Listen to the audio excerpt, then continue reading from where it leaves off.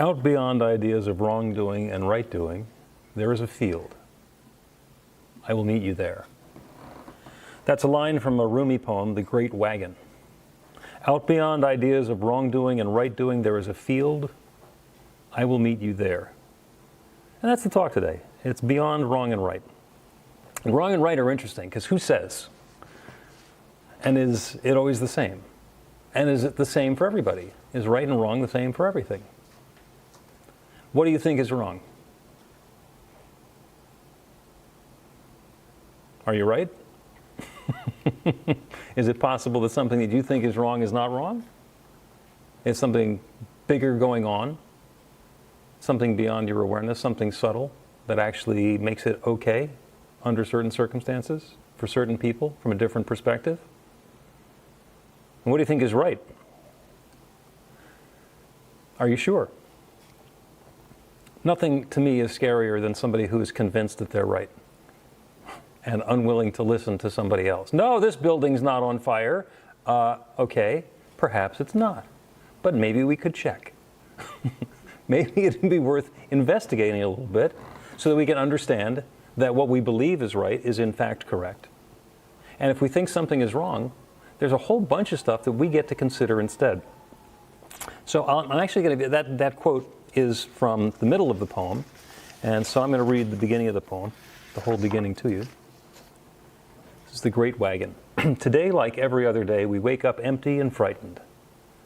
Don't open the door to the study and begin reading. Take down a musical instrument instead. Let the beauty we love be what we do. There are hundreds of ways to kneel and kiss the ground.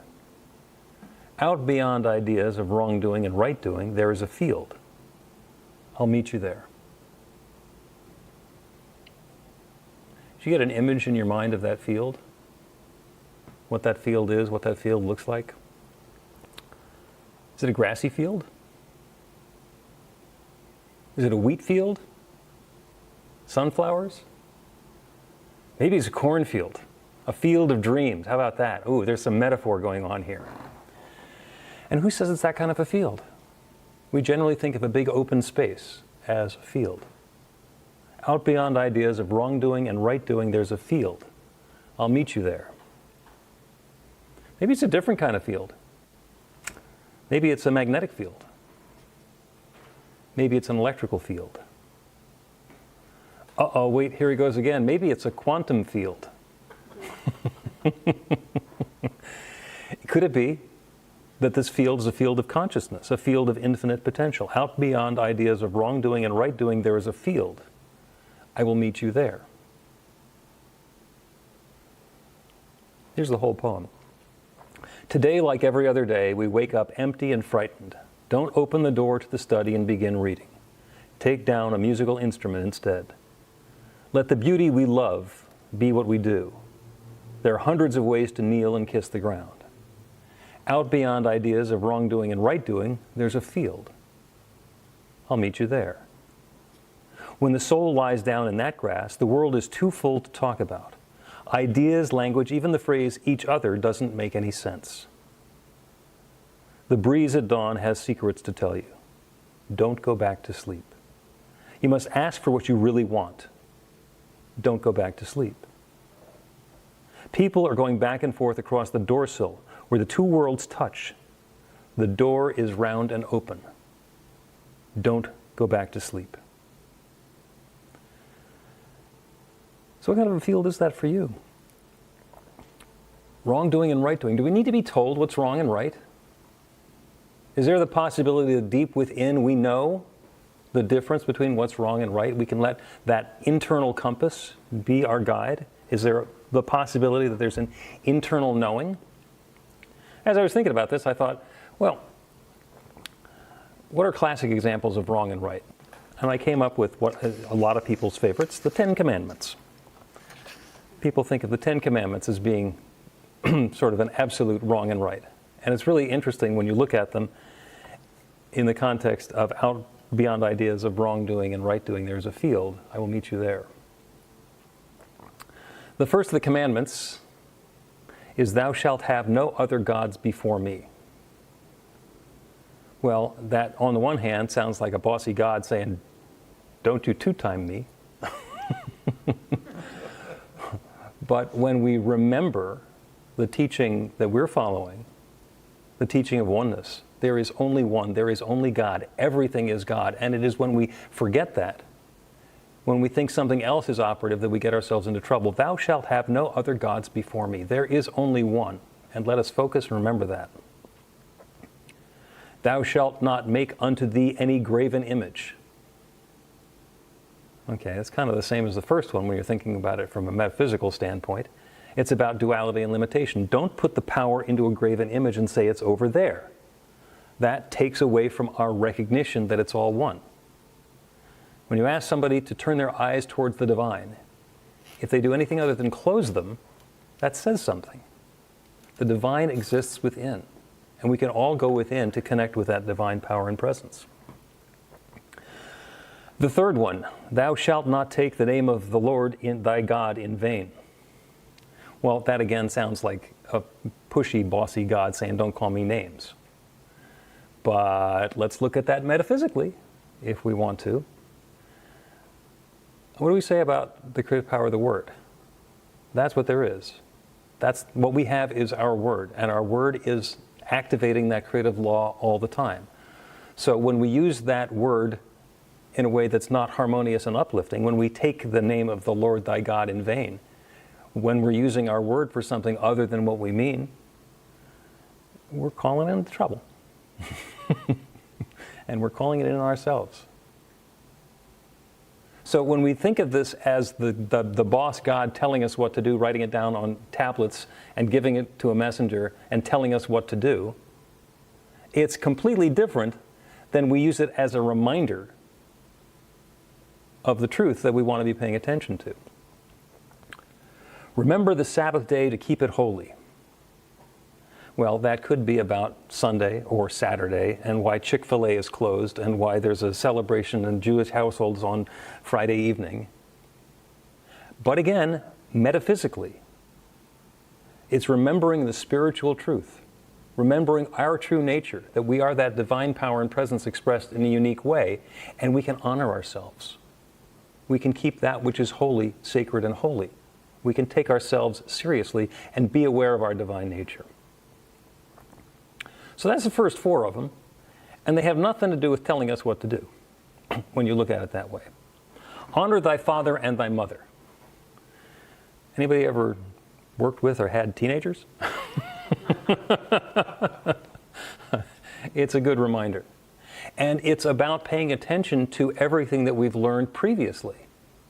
If we think that we got to do it all over again and that we're starting fresh, and then we can discard everything that's happened before, we're missing out on a lot of richness. Honor thy father and thy mother. Pay attention to that which has come before. Be part of that creative lineage.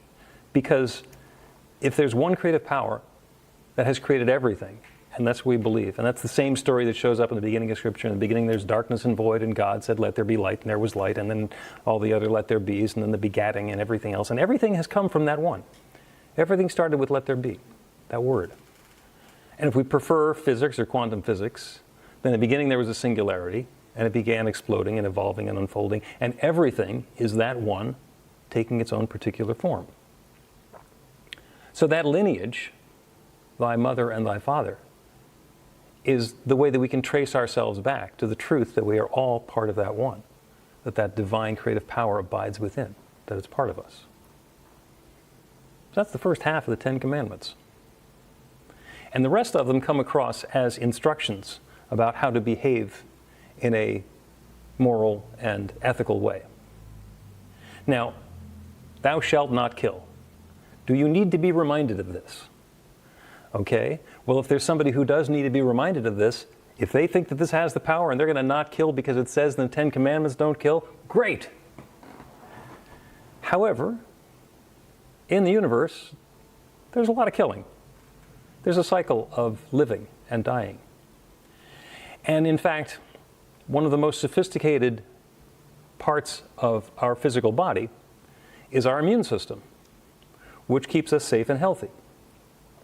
And our immune system basically monitors for stuff that's not supposed to be in our body and then kills it.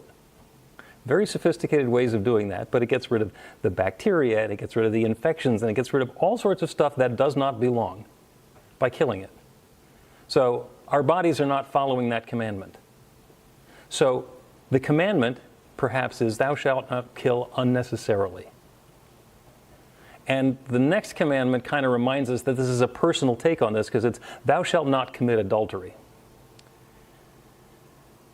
Thou shalt not commit adultery is about somebody in marriage voluntarily having sex with somebody else.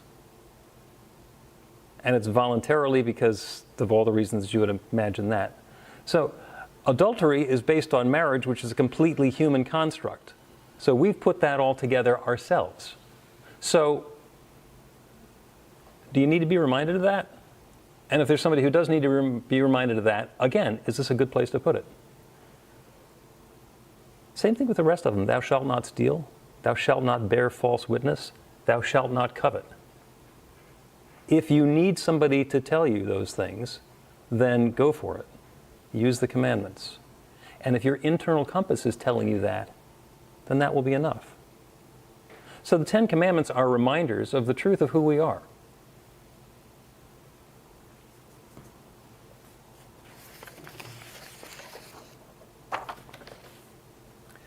Today, like every other day, we wake up empty and frightened. Don't open the door to the study and begin reading. Take down a musical instrument instead. Let the beauty we love be what we do. There are hundreds of ways to kneel and kiss the ground.